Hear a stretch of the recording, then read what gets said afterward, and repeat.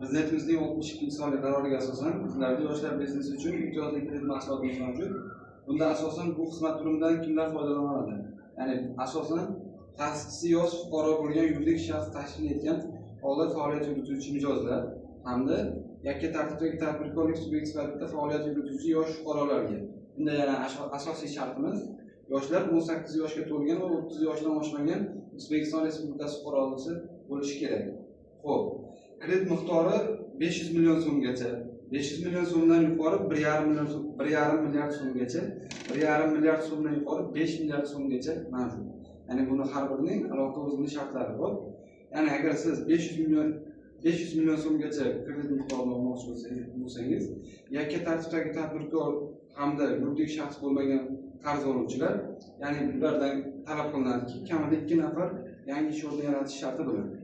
Agar siz 500 million so'mdan yuqori hamda 1,5 milliard so'mgacha kredit summasini olmoqchi bo'lsangiz, ya'ni bunda yakka tartibdagi tadbirkor hamda yuridik shaxs bo'lmagan qarz oluvchilar kamida 3 nafar yangi ish o'rni yaratish sharti bilan beriladi. Bundan tashqari, ushbu miqdordagi summalarimiz yuridik shaxslarga, ya'ni ta'sischisi 18 yoshdan yuqori, 30 yoshdan past bo'lgan O'zbekiston fuqarosi. Ya'ni buning sharti yoshlar uchun ish o'rinlari loyihasi doirasida yoshlarga kamida 20 nafar yangi ish o'rinlari yaratish sharti bilan loyiha ishga tushgan sanadan boshlab 3 oy ichida yangi ish o'rinlari to'liq yaratilishi shart hisoblanadi. Kredit muddati ya'ni 18 kredit ajratish maksimal muddati, ya'ni aylama mablag'lar to'ldirish maqsadida bo'lsa 18 oygacha yoki asosiy vositalar, asbob-uskuna sotib olmoqchi bo'lsangiz, bunda 7 yilgacha beriladi.